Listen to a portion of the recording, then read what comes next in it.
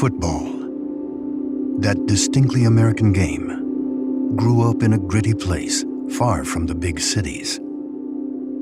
A place of smokestacks and cornfields. No place has a superior claim to fathering this most grueling of games than Ohio's Stark County.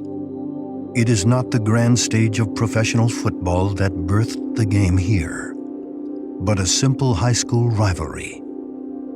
The neighboring towns from which they came and for which they committed themselves to 4 quarters of combat. In the beginning, and even today, it is a thing of purity, less about glory than honor.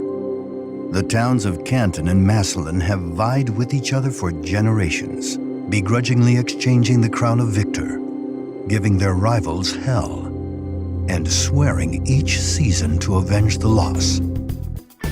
Welcome to Good Seats Still Available, a curious little podcast devoted to exploring what used to be in professional sports. Here's your host, Tim Hanlon.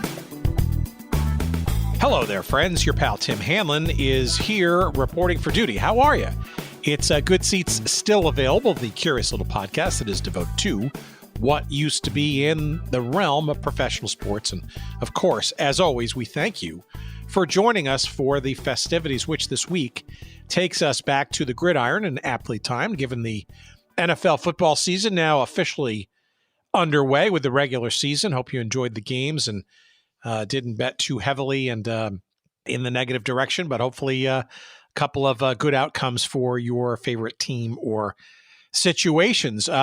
We go back to the origins of this great sport known as football, professional football, American football, and the National Football League version of such, and all that's come from it. And we've talked about a lot of historical twists and turns of various teams and the league itself and its formation and all that kind of stuff.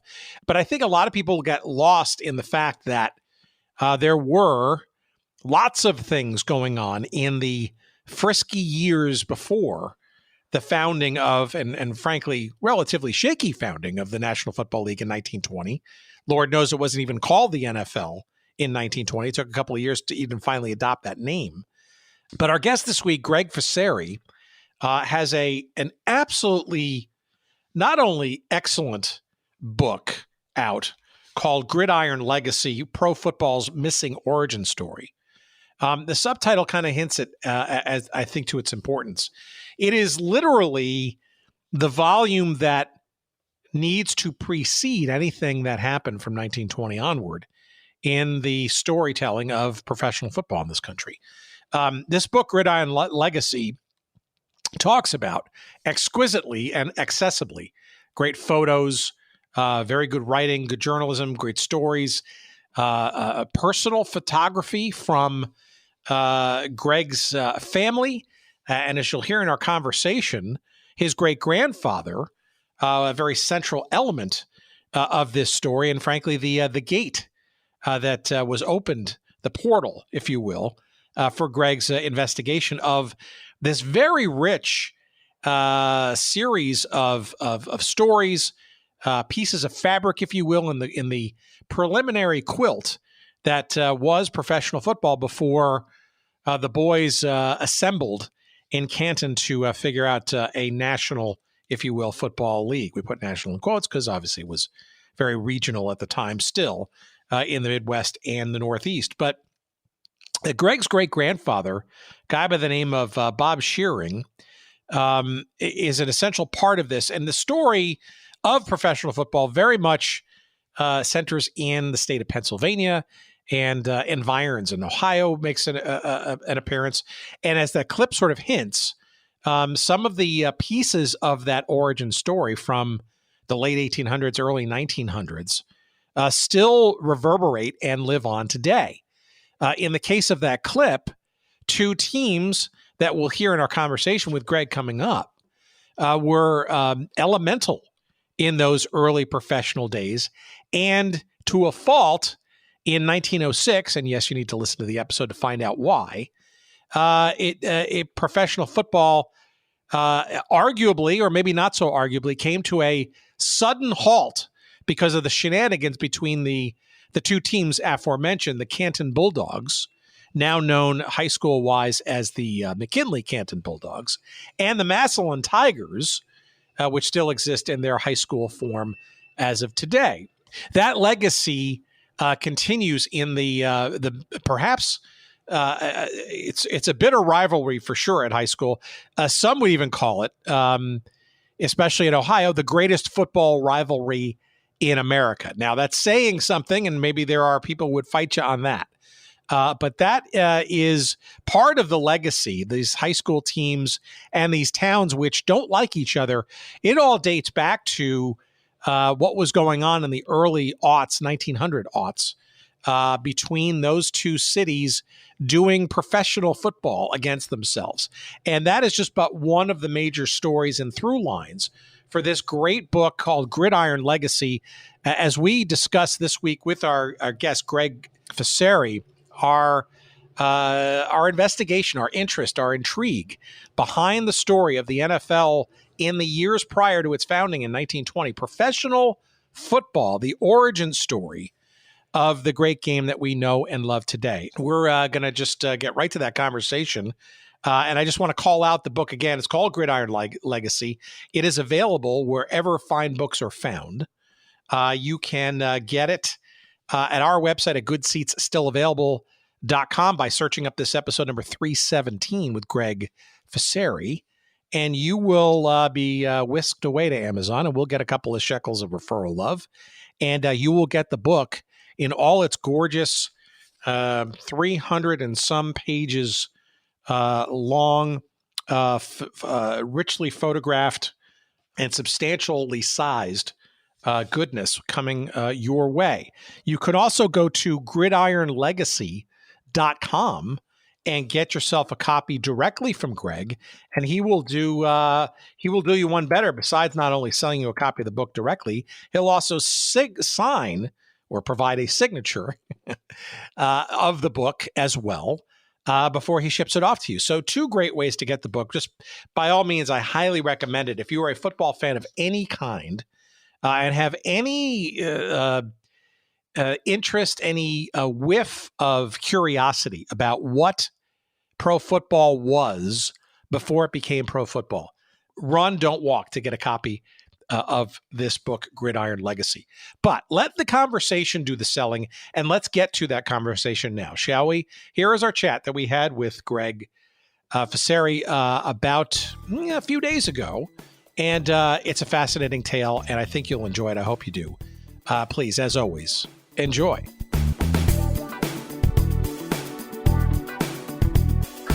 I am ecstatic to talk to you because I actually heard your dulcet tones on WBBM News Radio here in Chicago the other day, doing an interview for the book and stuff. So it's clear that this book and what you have written about, and maybe I would argue obsessed about for the last number of years, is really resonating. But before we kind of get into the origin story, why don't you give our audience a bit of a sense of who you are and the day job kind of thing, and then how perhaps the whole notion of pre-NFL professional football became such a, an obsession for you.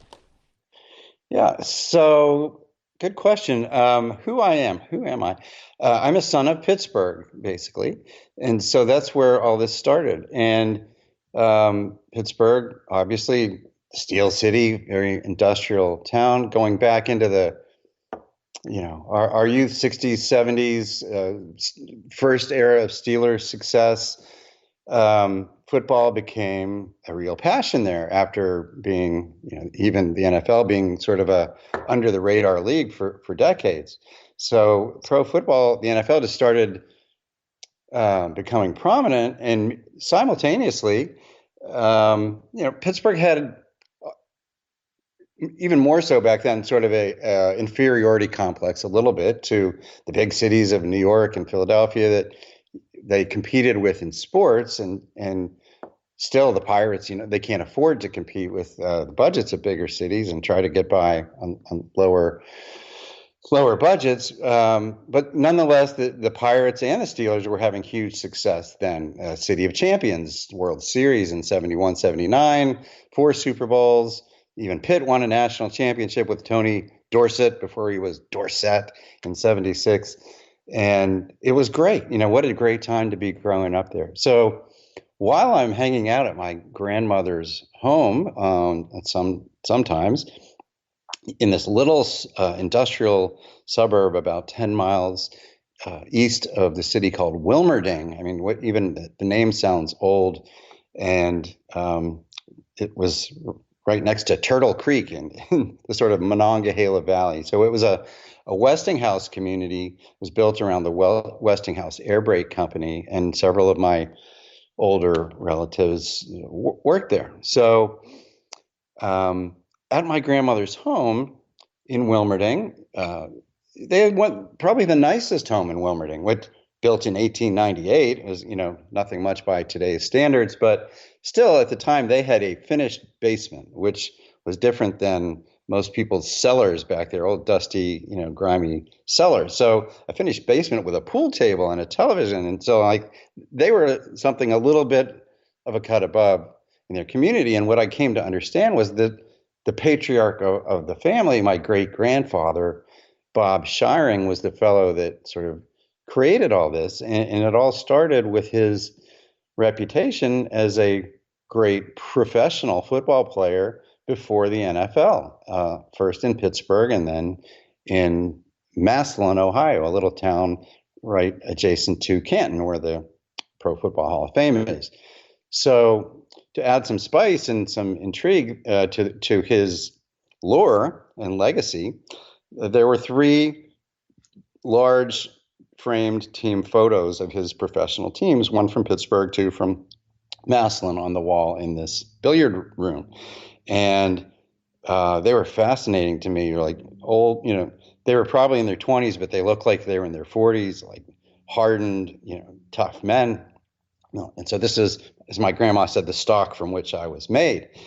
And she had little stories about his pro football exploits, but not much of a complete narrative, but enough to make it, resonate with me. And she even showed me a football history book that was done in the 70s, similar to what I've done now, with what was available at the time, all in black and white then. But it included a few of the same team pictures. So I'm like, she wasn't really exaggerating. This was a real part of pro football history. So that's sort of who I was, and from that I was blessed with an up and coming family that moved to the newer suburbs of Pittsburgh nearby, and got an opportunity to get a nice private school education, even play a little ice hockey as a kid, trained by one of the Penguins, and play a lot of competitive tennis. So sports then sort of became my avenue, as to, along with my education, to keep the American dream going. And I ended up going to Georgetown in the 80s when Patrick Ewing was there. You and I have this in common. And the end of Patrick, the beginning of Dikembe and Alonzo Mourning, and continuing my, starting my business career in DC. And so I've never lived in Pittsburgh again. I met my wife there in DC in the mid 90s, and ended up getting an MBA while working in DC. And she and I moved to Atlanta in 96, which was the Olympic year, and lived there ever since, until recently we became empty nesters last year and bought a beach house in the Florida Panhandle. So life is good, and but with the freedom of starting my own company in 2011, I was able to start researching this football history some more, which was originally just a genealogy project, but it grew into something that the Hall of Fame got behind, and eventually this book, Gridiron Legacy, pro football's missing origin story about my great grandfather's key role in little did I know in the pre NFL era. So Bob Sherring obviously plays an outsized role sort of in this book, but I must tell you this book is it's a revelation to me, and I'm not sort of a coffin corner pro football research association, guy per se, right? I mean, we've had plenty of folks in that group, that organization, on the show in the past, and I am not sort of like the historian's historian on this kind of stuff, but the manner in which this book has been created and plays out is very accessible, right? If you're a football fan just generally, or just a current sports fan or a current NFL fan, this book is very approachable, right? It's I wouldn't call it coffee table per se, because I think that undersells it a bit, because there's a lot of depth and content in here, but it is presented in a very visually appealing and accessible way. And I got to tell you, I'm floored by just how much stuff is in this period of time prior to 1920. I think most people, just because their heads will hurt, just think that the NFL just kind of just showed up one day, tablets on the mount, and all was good from there. But Lord knows you have proven that there is absolutely a whole bunch of tributaries that were a predecessor to all of that in 1920. Thanks. Yeah, you really said a mouthful there, and you touched on a lot of very good points and a lot to unpack, as they say. So, right. If anyone finds themselves in life with an opportunity to do something, significant, I mean, in any way that hasn't been done before, and these days it feels like there's so few things that really haven't been done or researched or that you can't find online. And all of a sudden, I'm sitting there in 2007 after my grandmother passed away, having discovered one of those fun kind of stories where you discover a treasure in your attic or your grandma's, house or something. And that's what I did. I mean, I found this collection of pre-NFL photos from my great grandfather's career that I instantly knew was special, and had to dig in and learn more about them, find out what they represented and who they were. And that's what led me to first discover, my first Google search was discovering the Pro Football Researchers Association, and that Coffin Corner publication you mentioned, which was founded by a fellow named Bob Carroll, it turns out, from Pittsburgh in 1979. And I got him just before the end of his life, and he was well enough to help me, sort of like a mentor, like Obi-Wan Kenobi sort of guy, who was very close to Joe Horrigan, who was the executive director at the Pro Football Hall of Fame, and worked on who was also a big part of the group of founding PFRA members back then. And he said, "You need to go see Joe." He said, "What you have here is unbelievable," and they would be floored. So that was sort of the first step. So I'm not really part of that.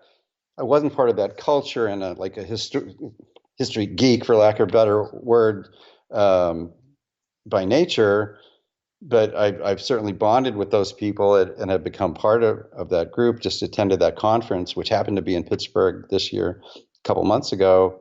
And they're very interesting people. But despite all that, they go down these rabbit holes, like, a presentation on the Pottsville Maroons or the Frankfurt Yellowjackets, but the big picture of the whole pre-NFL era and how the game started, sort of like the book of Genesis, is missing from everything.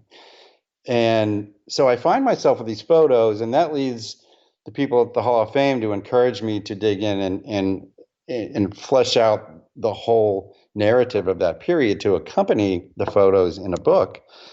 And as you said, I didn't want to write the book either. I'm not an author by trade, and I tried to go out and find a professional start at the top. I tried Michael Lewis from The Blind Side and Laura Hillenbrand from Seabiscuit, and couldn't get any takers.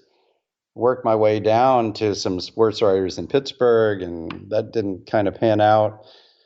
And eventually, a publisher just said, "Look, I love it, I'll do it, but I want you to write it. Only if you write it, because I want your expertise and passion and heart in it." And I'm like, "Oh boy, I can write a good history paper, but I don't know if I can write something interesting and entertaining." And so that was really the challenge of becoming a writer and I appreciate so much you saying it's accessible, because I tried to write it in a accessible, sort of lighthearted way with lots of original quotes from newspapers and entertaining, colorful images of ticket stubs and equipment and programs and pennants and things to go with the old black and white pictures.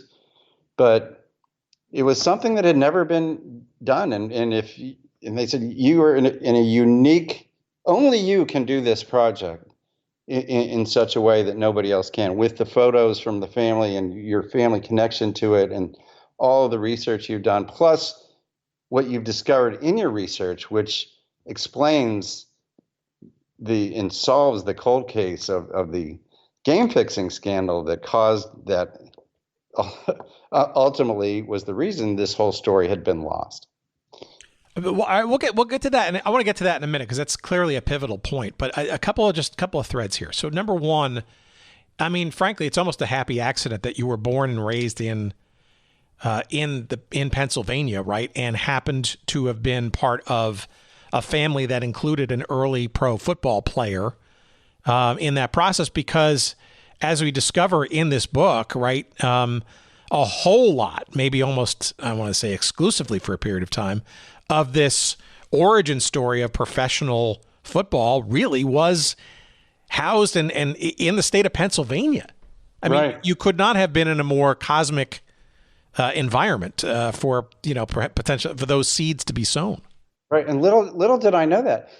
If you ask the most avid pro football fan, including or player, people that are in the Hall of Fame, and I've met and spoken to them and had fun conversing about why the Hall of Fame is in Canton, Ohio. I mean, at one point I met Troy Aikman, who's in the Hall of Fame, won 3 Super Bowls, broadcasts every week, including the Hall of Fame game. And when I met him, he said he had just come from Canton. I said, well, that's interesting. I'm working on this project with them. And I said, so why is the Hall of Fame there, Troy? And he's like, well, like everybody else, the best guess is, well, pro football started there, right? I'm like, no, actually it didn't. He's like, what do you mean? I said, well, where did it start? I said, Pittsburgh. And he said, how's that? And tell me, So that gets people's attention right away. If they realize, like pretty much everybody does it, they don't know, and they want to know. They should know. So he says, then they want to know when they tell me. So I've got his attention, and I can, start explaining how, college football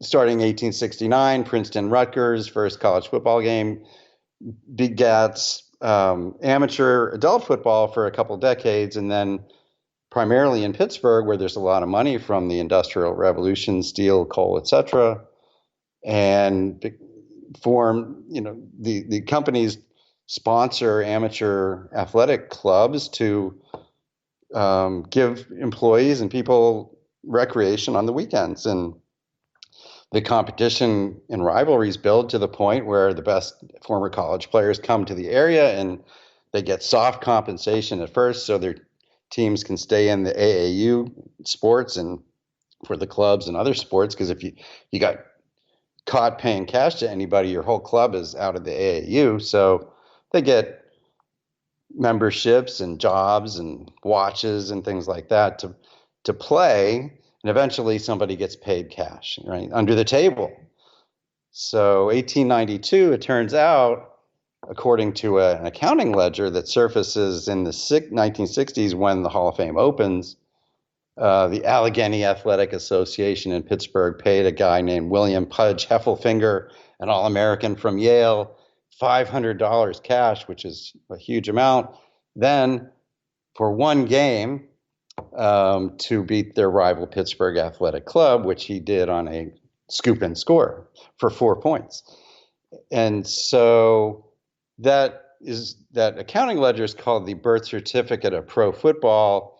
It lives in the Hall of Fame in their rotunda in the first exhibit, which is a timeline with something that I discovered on my journey to accompany it that I don't want to spoil, but it's in the book. So that's how pro football started, and that just starts blowing people's minds that, look, there's 28 years of pro football before the NFL was founded in Canton in 1920, which is why the Hall of Fame is there, because the NFL was founded there, not because pro football started there. Well, and that leads me to a second thread, which is what of the NFL? Because I would argue, there's a little bit of hagiography, perhaps, that's more convenient to the National Football League. I don't know, frankly, how much the NFL particularly cares about the 1920s and 1930s. I mean, they certainly tip the hat towards it, how many years it's been around and stuff, right? But not unlike the NHL, right? People think the original six were the original six. And of course, that's not the case once you scratch the surface. Now, the NHL doesn't go out of its way to re-educate or remind people that there was a history of the NHL before the original, quote-unquote, original six. And it doesn't seem to me that the NFL particularly cares if people think that, George Halas and the guys in the room in 1920 or didn't even create the term National Football League until 3 years after that, right? So right. It almost feels like there's no real sort of, I don't know, care that the NFL really kind of has, and maybe the Pro Football Hall of Fame, I don't know, maybe kind of has to kind of go, I don't know. Nobody seems to kind of want to set the record straight, so to speak, maybe until you've come along. Yes and yes. I think there's two components. First of all, nobody has any attention span these days. And so, did people even care about the Bible, right? I mean, it explains everything. So there needed to be sort of a book of Genesis of pro football. And whether people want to read it or not, I wrote it. So it's there for anybody who cares. So a lot of people don't want to spend the time to care. They don't care, or they didn't know. So, I mean, I literally discovered a lot of things that were unknown and connected so many dots just because of my passion and persistence to dig for things that were there, but just right under everybody's nose for 100+ years. Yeah, I mean, let me throw a couple at you. For example, I mean, like there was actually something, and I learned this through your book. I mean, there was something actually called the National Football League in what was it, 1902 or so, or at least the name was bandied about. And it was interesting because it was, and we've seen this in our conversations about early soccer in this country, professional soccer, Major League Baseball owners were kind of, at the time, part of sort of trying to stand that up. And that actually was part of the mix in the early NFL days, like Brooklyn Dodgers and stuff in the 30s and 40s as well. That's fascinating to me, as is hugely fascinating to me, indoor football around in 1902, at least to start, in Madison Square Garden. I mean, tell us about those two things and the World Series of pro football. I mean, those things are fascinating to me, and this is 20 years prior to the NFL. Right. So there was certainly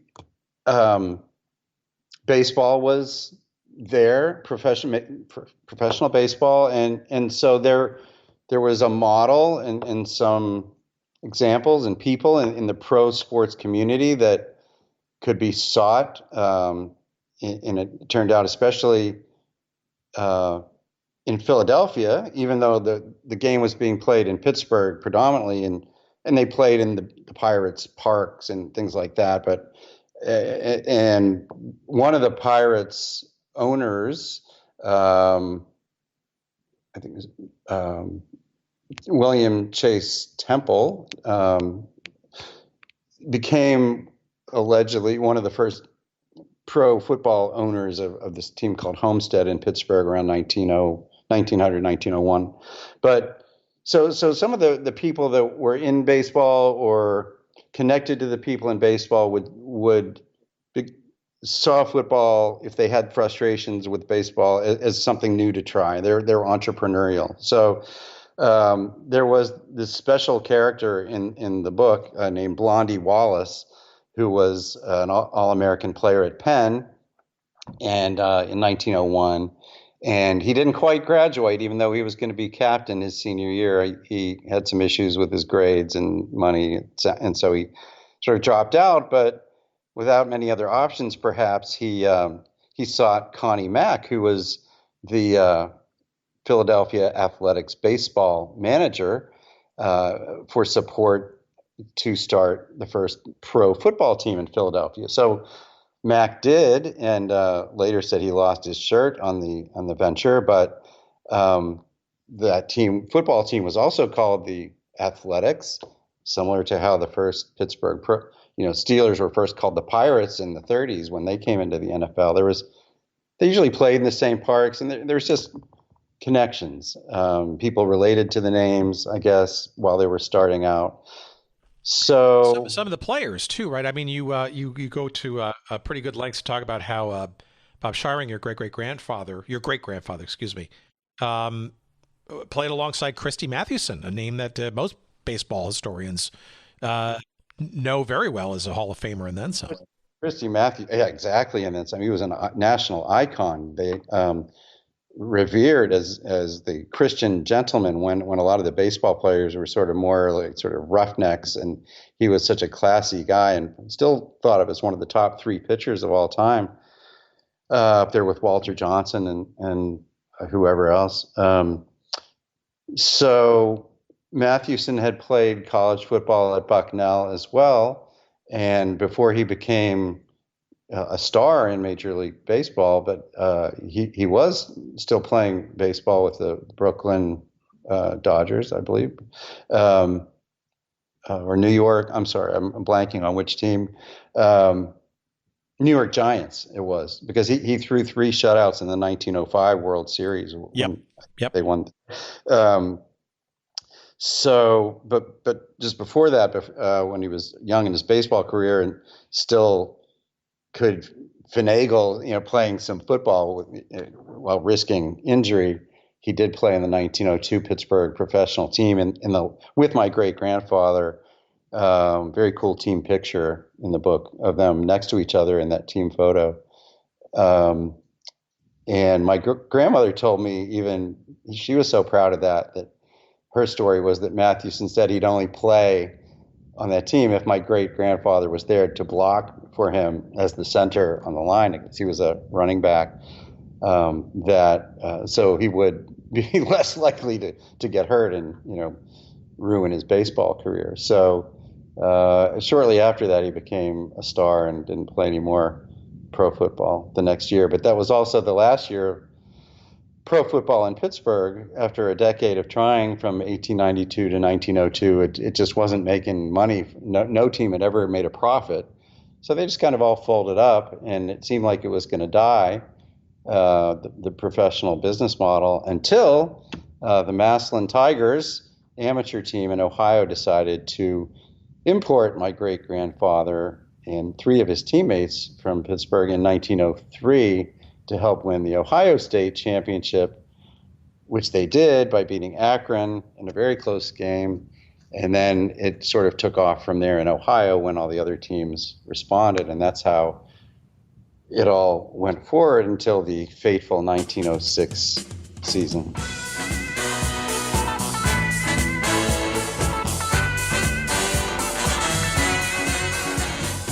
Alrighty, what is this? DraftKings Sportsbook. Hey, football is back in full swing with another week of epic games. And who's got you covered on the action for every single one of them? Well, of course, it's DraftKings Sportsbook, an official sports betting partner of the NFL, mind you. New customers can bet $5 on football and get $200 instantly in bonus bets. In fact, nobody's missing out on all the action this season. All DraftKings customers can take advantage of 2 new offers every game day this September. Get in on the NFL Week 2 action with DraftKings Sportsbook. Download the app now and use code GOODSEATS to sign up. New customers can bet just $5 and take home $200 instantly in bonus bets. Only on DraftKings Sportsbook with that code GOODSEATS. DraftKings Sportsbook, the crown is yours. Gambling problem? Call 1-800-GAMBLER or visit 1-800-GAMBLER.net. In New York, call 877-8-HOPE-NY or text HOPE-NY 467-369. In Connecticut, help is available for problem gambling by calling 888-789-7777 or visit ccpg.org. Please play responsibly. On behalf of Boot Hill Casino and Resort, Kansas. 21 plus of age, varies by jurisdiction. Void in Ontario. See dkng.co/football for eligibility terms and responsible gaming resources. Bonus bets expire 7 days after issuance. Eligibility and deposit restrictions apply. Now, back to our conversation.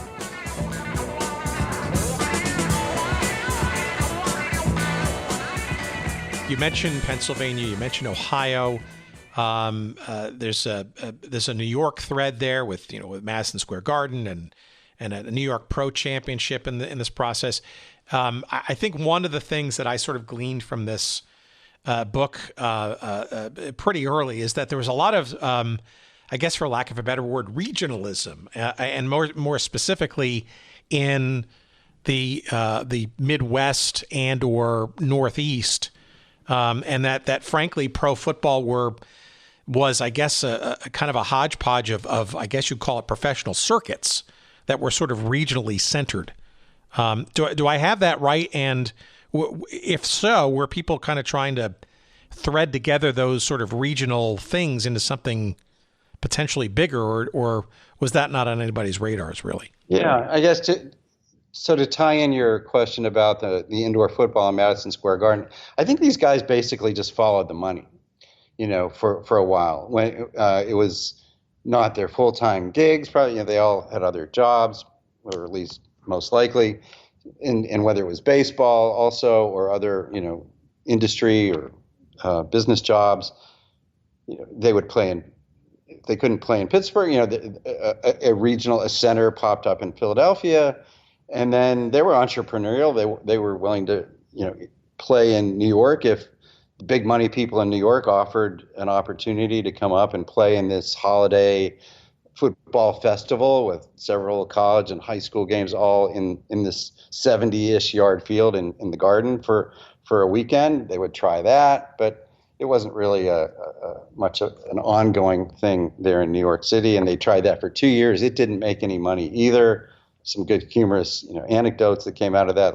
The lights breaking, with a punted ball and glass on the field and stuff. Oh, to be a fly on the wall there, that must have been just something.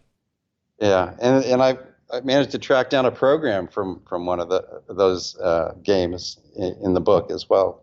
So I've had a heck of a lot of fun tracking down, memorabilia and from that period of time. It's a little niche that I enjoy.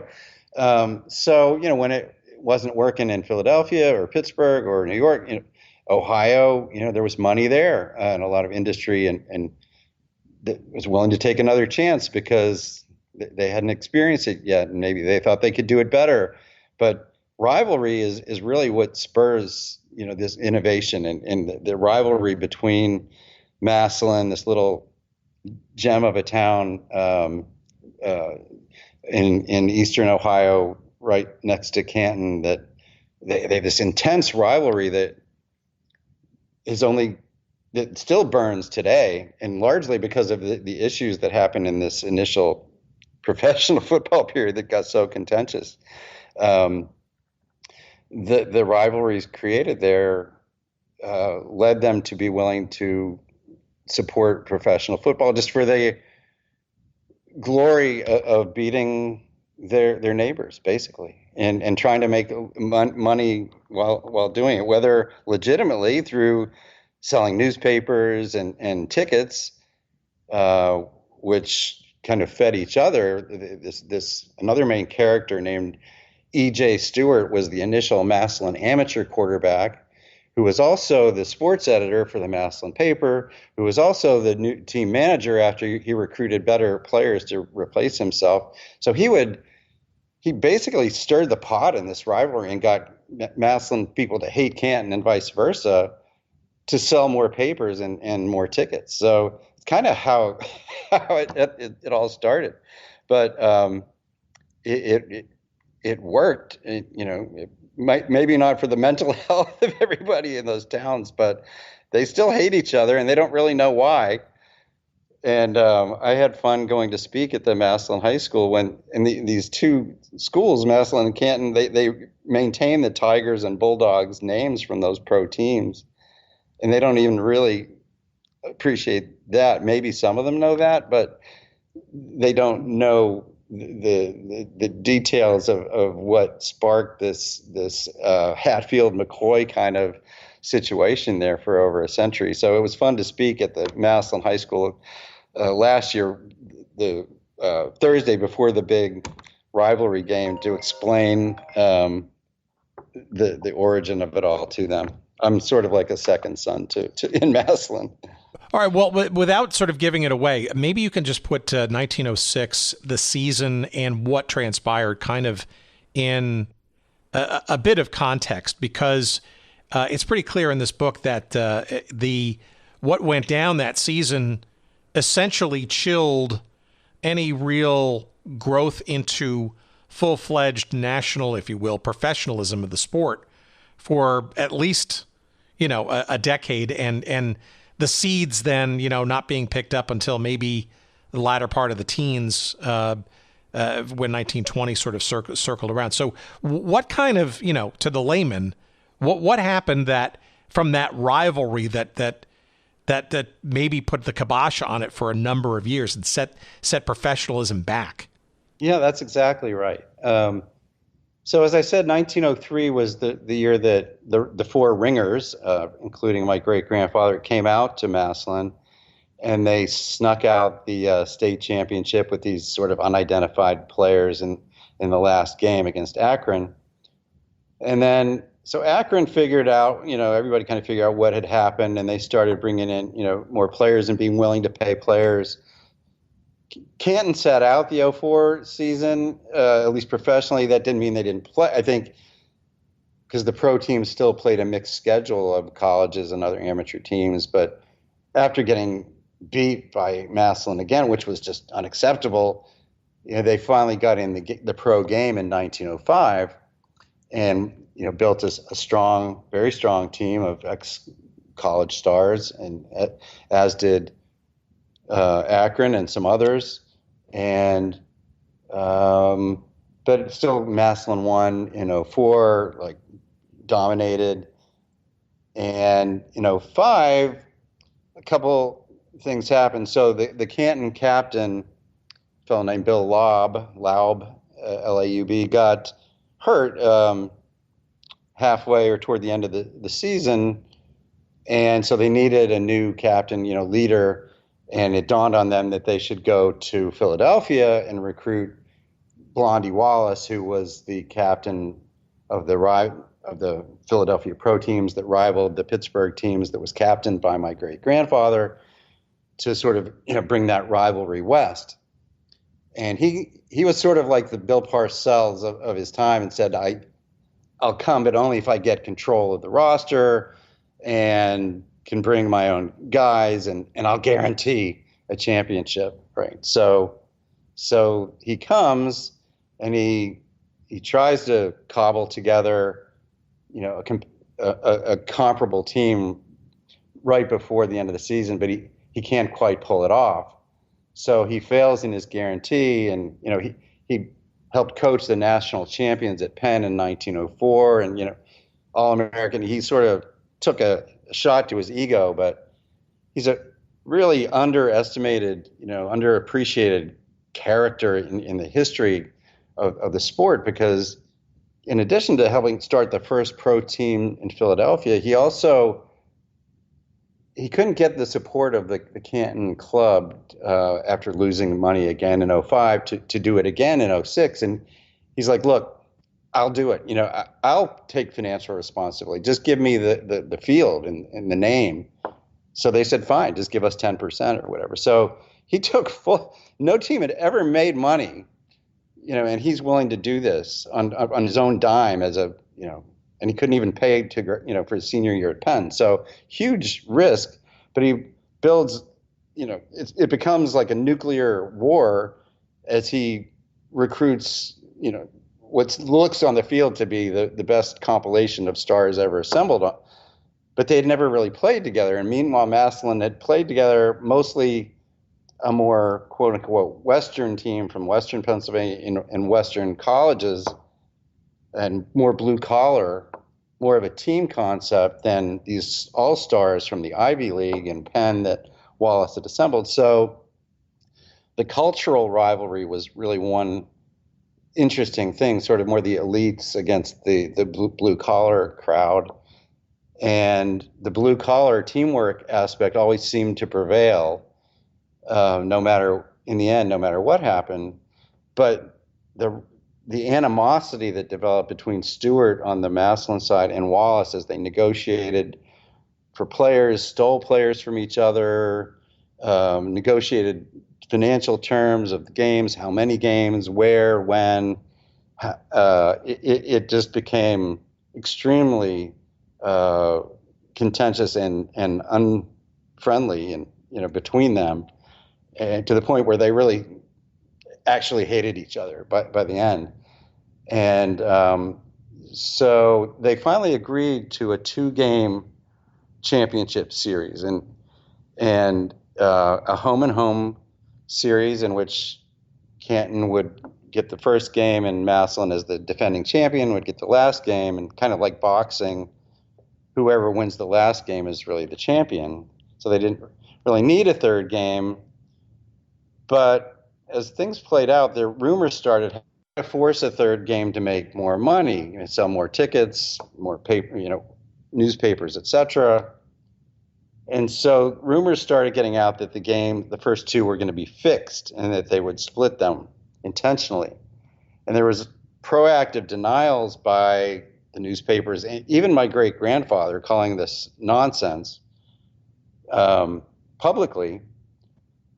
But when the 2 games were played and they did split them, Canton winning at home and Massillon winning 2 weeks later at home, it seemed too convenient. And with the influence of gambling all around sports anyway, whether it was baseball or football, gamblers known to be on the sidelines watching practices, players talking about point spreads and betting on their own teams in the papers. It wasn't uncommon or unacceptable. It was almost expected and believable that the games were fixed. So the legendary story was that there was in the bar after the second game in Canton, after the game in Massillon that the Tigers won, fans were upset because they would always bet on their home team, and they stood up and screamed at the players in the bar, "I think these games were fixed." The players were not in the mood. They weren't having it. They responded, no, they weren't. And a brawl breaks out, and literally somebody got thrown through the glass window of the bar in the hotel, just like in a Burt Reynolds movie. So after this incident, the next day, people wanted answers, and the newspapers had to respond. And so the Massillon newspaper, which again had the sports editor of the former Massillon quarterback and current team manager, writes a full front page headline story, title of which said, "Their honor inviolate," which means they did not violate their honor, denying that there was any actual fix, but admitting that there was an attempted bribe by one of their own players who offered a pool of $50,000, which is well over $1 million today, to my great-grandfather and one of his teammates, Bob Tiny Maxwell, who the Maxwell Player of the Year award is named after today. Very few people know. to get their teammates to fix the game, the two games,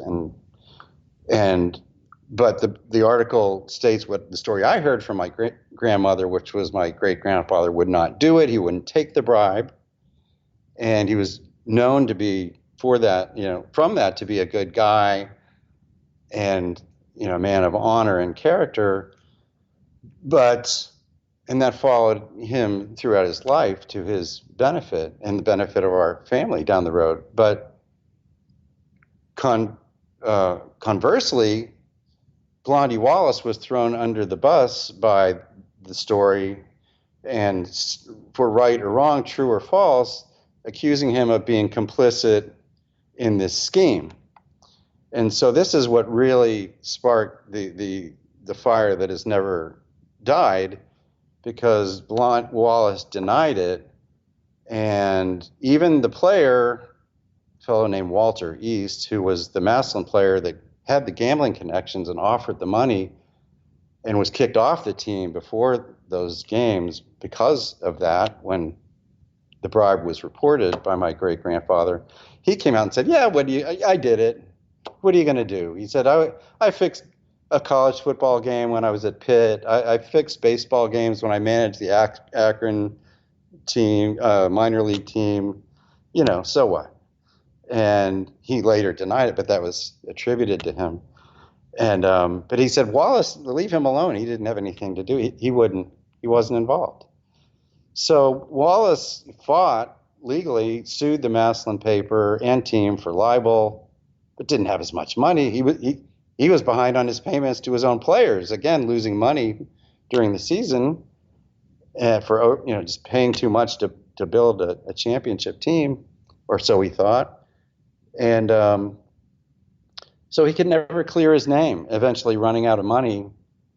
But people said, well, he was sort of presumed guilty before he could prove his innocence, because of his reputation as sort of a rabble-rouser, playing on the edges, stealing players from Massillon, not graduating from college, different things. So he was a bad guy. He probably knew he was guilty, or they paid him off. And he mysteriously disappears without a statement after he drops his case. And so he goes down in history as sort of a villain, and pro football dies after that because of people's suspicions that the game is not on the up and up. And that's why there was basically no pro football for 10 years, until the folks in Canton decided to try again and started version 2 of the Canton Bulldogs in 1915, when they recruited Jim Thorpe, the world's greatest athlete after the 1912 Olympics, who played college football at the Carlisle School, Native American Indian School in Carlisle, Pennsylvania. And they said, if Thorpe comes to play, people will want to come and see him play, and this will take off again. And it did exactly that. People loved Jim Thorpe, an icon on the level of Christy Mathewson or greater. And people showed up in thousands to see him and fell in love with pro football. Again, leading to the 14 team owners across the Midwest in 1920 to get together to form this new league that became the NFL, and 2 years later in name, first called the American Pro Football Association. But they needed some standardization of rules and to get them all on the same page, and that's why the league was founded. But in my opinion, it was the fallout from the scandal that caused the story and of the pre-NFL era to be lost, and so was the legacy of these heroes and pioneers of the game that braved so many challenges to establish its foothold, and they really deserve to be honored and recognized. And I guess my book, in a large sense, was done to do that. Yeah, and I didn't mean to double click per se on that, but it's clear that betting scandal and all of that certainly, in many respects, both simultaneously represented sort of the apex, I think, perhaps of budding professionalism and the rivalry and the interest and the newspapers and the coverage and all that kind of stuff, yet also was the early warning signal of something that, people in early baseball were fearful of, and that was sort of professionalizing and the rogue element of gambling and all that kind of stuff that kind of put the kibosh on it or at least set it back for a period of time. Isn't it ironic, though? And I wonder, given all of your research over the last number of years and getting this book finally out and out into the world and stuff and the personal part of that story, right? That gambling has been loosened, shall we say, on a state by state level, Supreme Court decisions and stuff, and now is essentially legal in so many parts of this country in sports, and we're now already seeing some of the first nibbles of untowardness, shall we say, in the NFL and other pro sports too. How do you feel about gambling? I mean, I sarcastically say what could go wrong, but here's evidence from the earliest days of the professional version of the sport of what could go wrong. It's a great question and so timely, because our whole lives until the past few years, I mean, it was viscerally, felt by pretty much everybody that gambling, could always threaten the integrity of any game. Like what would stop any game, if it came out that any, material important game was fixed, I mean, that would be disastrous. Right? So, and I think the root of all that was the 1919 Chicago Black Sox and Shoeless Joe Jackson and all that none of us were alive then, but I think generally the echoes of history informed us that was a really bad thing, and that really hit baseball hard for a long time. It was probably the root of the fear of that afterward. I mean, even back to 1903, I discovered Cy Young in the first World Series between the Red Sox and the Pirates. He was on the Red Sox. He admitted that he was offered a bribe to, lose a game on purpose, and he told the guy to, get the heck out or he'd bust his face up in so many words. So, but like everything else these days, it seems like we've become desensitized to, drugs, sex, whatever, rock and roll, and gambling, that all of a sudden we have teams in Vegas that we never thought we'd have before in the proximity to the casinos. And we're even hearing about stadiums and arenas potentially having sports books in them. I think I heard the Capitals. I mean, we're thinking of doing that, one of the first, or Ted Leonsis in his mega group. So, and all of a sudden, college players, NFL players, at least on the football side, I'm not sure. I haven't heard anything, I don't think, on the baseball side, but betting, at least supposedly, on their own teams or on their own premises, which they're not allowed to do. I mean, what could go wrong? I mean, it's only a matter of time. People think, well, they make so much money. Why would they risk their contracts? But it's just human nature. I mean, to want the action, and still some, it's big money. Some wealthy, crazy rich gamblers could tempt a lower paid player with some ridiculous sum to impact a game. Yeah, I mean, it almost seems inevitable.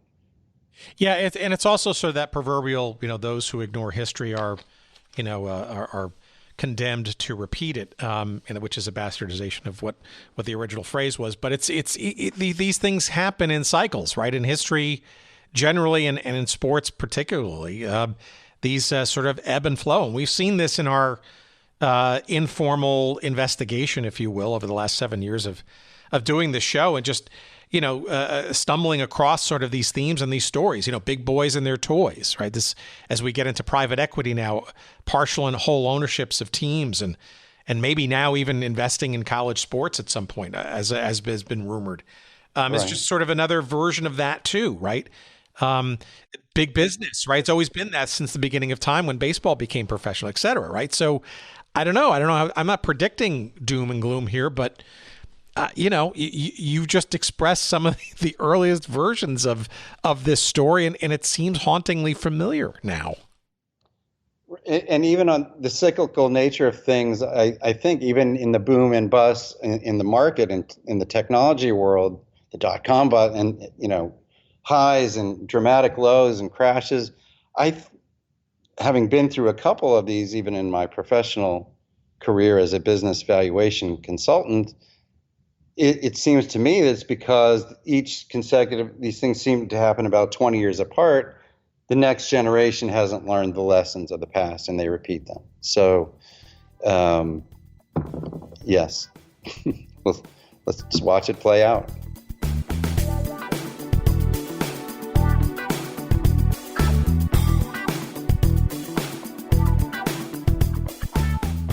All right, a tip of the leather football helmet in the general direction of Gregg Ficery, and for that conversation.